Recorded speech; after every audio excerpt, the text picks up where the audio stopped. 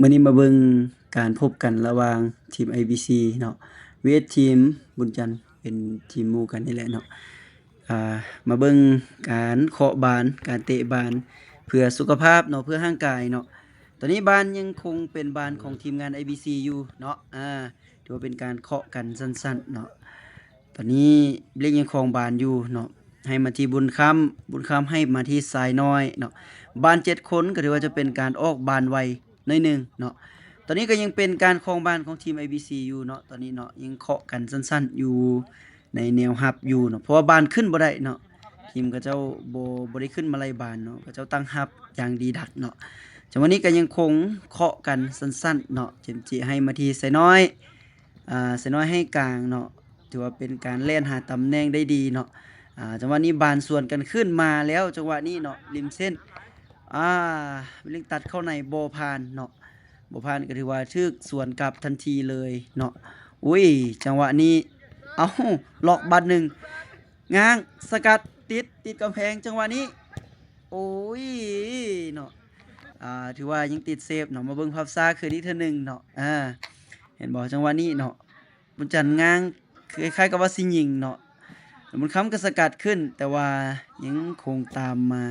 สัดโดยซ้ายเนาะแต่ว่าก็ยังคงติด เซฟของทางด้านอาจารย์คำผุยเนาะผู้รักษาประตูทีมงานเฮาเนาะบานออกสั้นมาที่ไสน้อยเนาะไสน้อยเปิดเข้ามาในมาตะลอยเก็บบ่ได้เนาะแล้วก็บ่มีไผมาซ้อนจังหวะนี้เนาะถือว่ายังเป็นอ่าบานของคู่ต่อสู้อยู่เนาะจังหวะนี้เนาะลิ้นบานดีเนาะผู้ที่ครองบานอยู่จังหวะนี้เนาะสกิลค่อนข้างว่าพิวเลยเนาะแต่ว่าตอนนี้ก็ยังติดแนวหลังเนาะบานก็ยังคงครองกันมาอยู่เนาะจังหวะนี้เสียบานอีกแล้วเนาะเสียบ่ได้เนาะเพราะว่าทีมคู่ต่อสู้สวนบานมาค่อนข้างว่า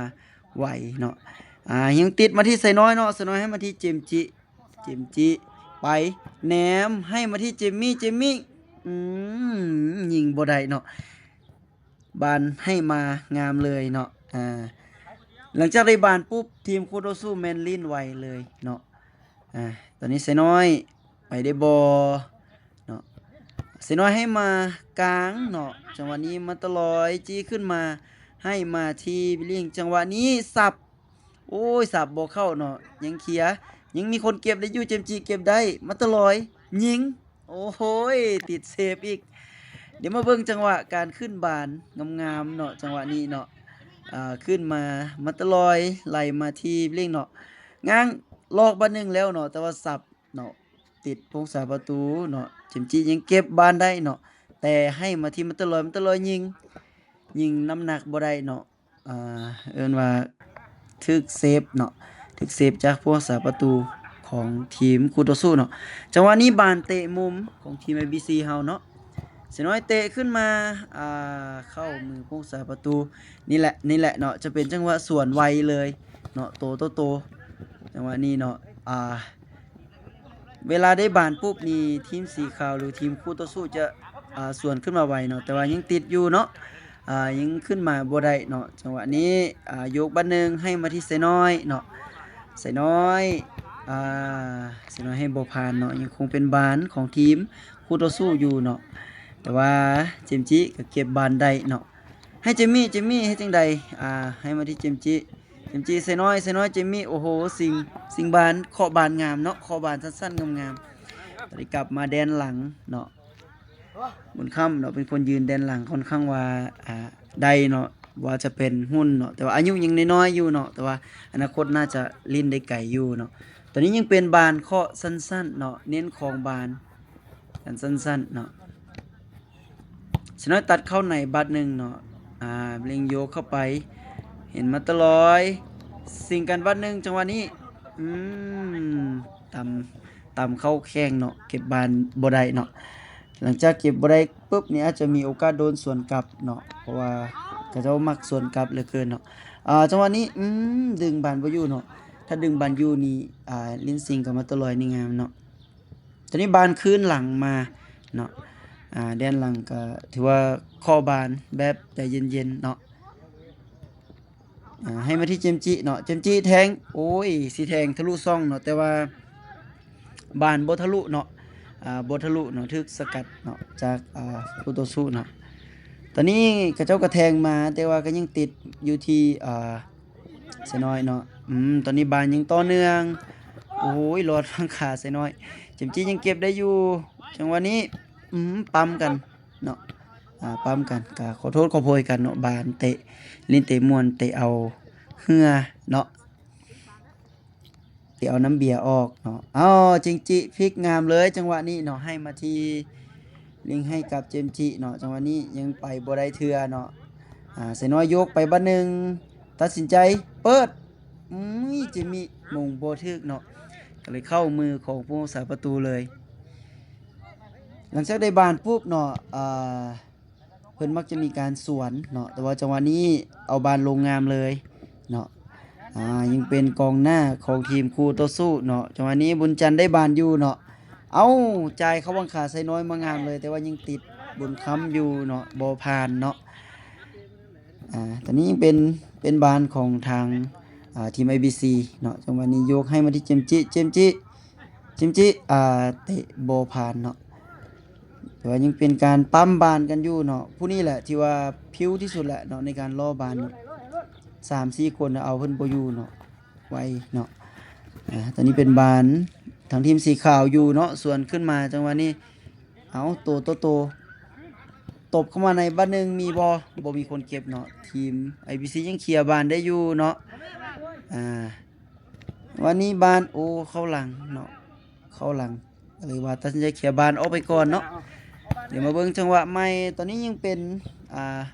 บานของทีมเฮาได้อยู่เนาะเปิดขึ้นไปติดหัวเนาะออกข้างถือว่ายังเป็นบาน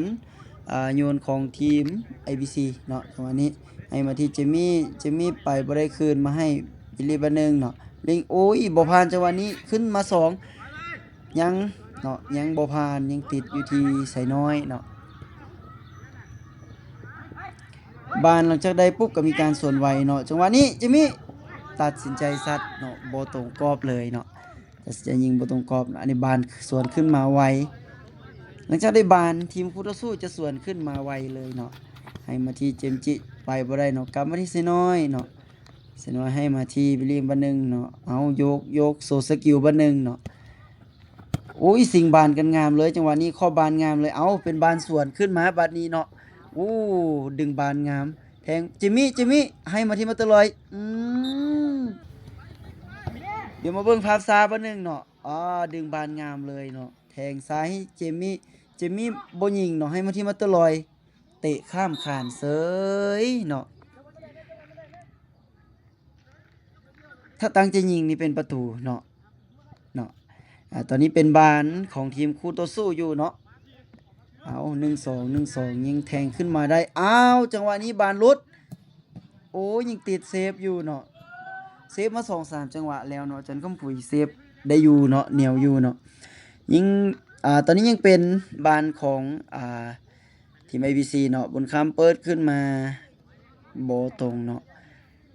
ถือว่ายังเป็นทีมคู่ต่อสู้ได้บานอยู่เนาะกลับมาที่ผู้รักษาประตูโอ้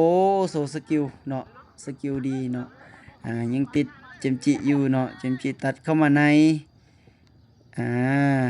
เนาะเปิดบัดนึง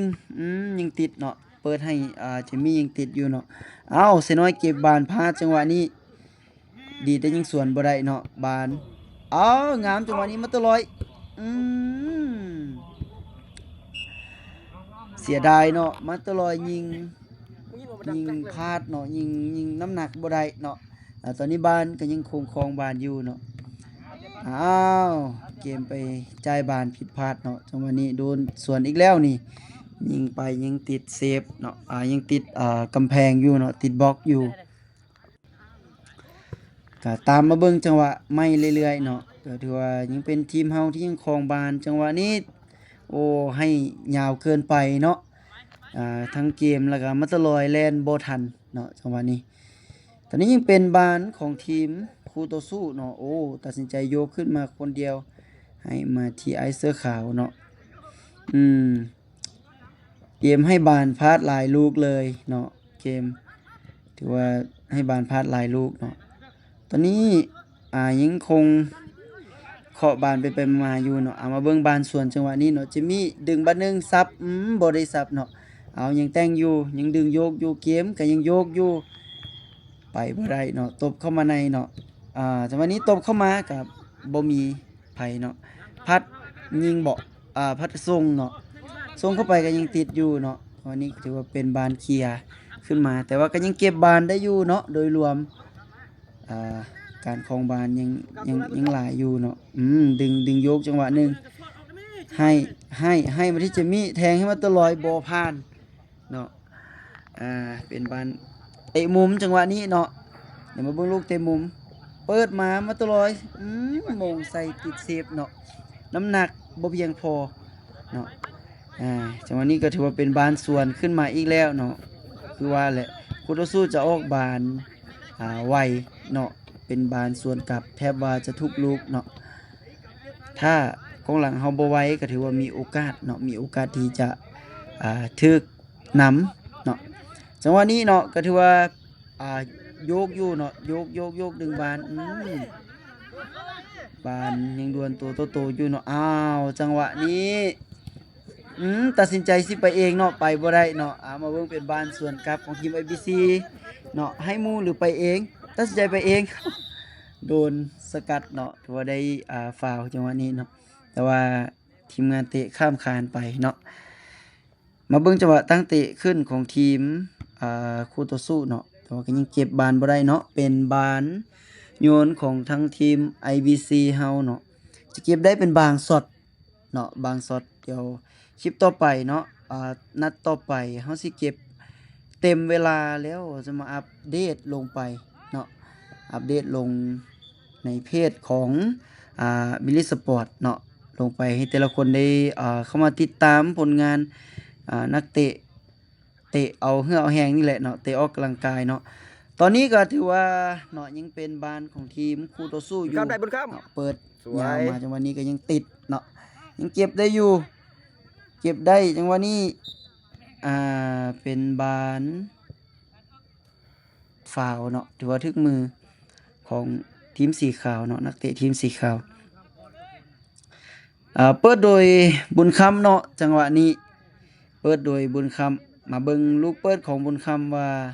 จะเข้าหัวผู้ใดเนาะหรือว่าจะเข้าประตูหรือบ่ยกมาจังหวะนี้เอาออกในนึงเนาะวันน่ะมงขึ้นมาจังหวะนี้เฮายังเก็บบานได้อยู่เนาะให้มาทีมลิงโยกบานนึงให้มาทีมมาตลอยไปเองบ่ตัดสินใจยิงติดบล็อกอยู่เนาะ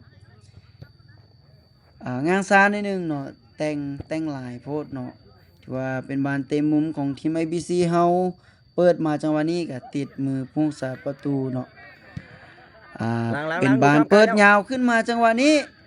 โอ้ยเป็นประตูจนได้เนาะยิงโดยบุญจันทร์เนาะมาเบิ่งภาพช้าขึ้นอีกทีนึงเนาะต้องยอมผู้รักษาประตูเลยเนาะเปิดบานมาจังหวะนี้น้ำหนักพอดีเป๊ะเนาะ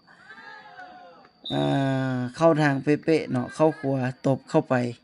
เรียบร้อยเนาะเสียประตูตอนนี้ทีมคู่ต่อสู้เนาะถือว่าได้เฮ็ดประตูขึ้นนำ1ประตูต่อ0เป็นที่เรียบร้อยเนาะก็ถือว่าเป็นบานเคลียร์ของทีม IBC เฮาเนาะพัดยิงจังหวะนี้เนาะเข้าไปหมดเวลาตั้ง1พอดีเนาะถือว่าก้าวเข้าสู่ตั้ง2เนาะมาตั้ง2ก็ถือว่าดุเดือดเลยเนาะถือว่าตอนนี้สกอร์ขึ้นนำกันอยู่ที่3ประตูต่อ3แล้วเนาะจังหวะนี้เนาะเพราะว่าตั้งแรกแมนทีมคู่ต่อสู้ได้นำทีม IBC เฮาเป็นประตู3ต่อ0เนาะตอนนี้เฮาก็ได้นำคืนขึ้นมาเนาะจากที่ว่า0ก็ได้นำขึ้นมา3ตีเสมอแล้วเนาะตอนนี้ยังเป็นบานของทีม IBC อยู่เนาะตอนนี้ลิ้นกลับมาตลอยให้มาทีลิงโอ้โหแตะบานยาวยังเก็บได้อยู่เนาะลิ้นสั้นมาทีมาตลอยโอ้โดนสกัดขึ้นไปเนาะยังคงตามนะครับออกมาทันอยู่เนาะวันนี้ให้มาที่มันตลอยเก็บบานได้อยู่เนาะให้มาที่เสน้อยลิ้นสั้นมาที่เกม เจมส์แทงมาที่เล่งยกตัดเข้าในบัดหนึงง้างส่งมาตลอยยิงบ่ยิงให้วนายิงติดบล็อกเสียดายจังหวะนี้เนาะเดี๋ยวมาเบิ่งภาพช้าการเคาะบานเนาะงามๆของทีม IBC เนาะการขึ้นบานแบบงามๆเนาะมาฮอดเบอร์90เนาะคือเล่งเนาะตัดสินใจแทงเข้าให้มาเตอร์ถ้ามาเตอร์ลอยยิงนี่มีโอกาสได้เนาะให้มาที่วันนาก็แต่งตัวโดนเกินไปเนาะจังหวะนี้ก็เลยว่าโบเป็นประตูเนาะแต่ว่าโดยรวมยังตามเก็บบานมาได้อยู่เนาะให้มาที่เจมจิพลิกโบได้เนาะเป็นบานออกข้างของทางทีม IBC เฮาเนาะจังหวะนี้เป็นบานโยนของทีม IBC เนาะสิน้อยโยนมาให้บุญคำยึกยักให้มาที่นึงยกบุญบัดหนึงเนาะให้มาที่สายน้อยจังหวะนี้กำลังขึ้นบานเนาะสิน้อยแทงให้เจมตัดสินใจยิงโบตรงกรอบเนาะจังหวะนี้ก็เลยว่าโบทำประตูเนาะมาเบิ่งจังหวะไม่ต่อเนื่องเรื่อยๆเลยเนาะตอนนี้เป็นบานเตะมุมของทีม IBC เฮาเนาะถือว่าเป็นบานส่วนขึ้นมาตอนนี้สกอร์อยู่ที่3-3เวลาก็ใกล้จะหมดแล้วเนาะเดี๋ยวมาเบิ่งลูกเตะมุมจังหวะนี้ว่าสิมีโอกาสทำประตูได้บ่เนาะจังหวะนี้บานเลยขึ้นมาเนาะแต่ว่ายังตามเก็บได้อยู่มาหาบุญคำเก็บให้ตุ้ยมงมาที่ไซน้อยเนาะไซน้อยยังตามเก็บบานได้อยู่เนาะให้มาทีมในวันนึงเนาะลินซันที่ไซน้อยแทงขึ้นมาให้ไซน้อยยิงติดโอ้ยเนาะวันนายังเก็บได้อยู่วันนาว่าจังได๋งะจังหวะนี้ซับยังติดมาตลอยซ้ำเรียบร้อยเป็นประตูพยานเกือบบ่ครับ4-3เลยเนาะถือว่าหมดเวลาเลยเนาะเดี๋ยวมาเบิ่งภาพซ้านำกันเนาะถือว่าแทงให้งานแต่ไซน้อยจบบ่ได้จังหวะนี้เนาะแต่ว่าดียังวันนายังตามมาเก็บได้เนาะแต่ว่าง้างแต่งบัดนึงซัดด้วยซ้ายผู้สาประตูเซฟติดเสากลับมาตลอยซ้ำลอยเลยเป็นประตูขึ้นนำแล้วก็จบการแข่งขันเนาะสำหรับมื้อนี้ทีม IBC ชนะ4-3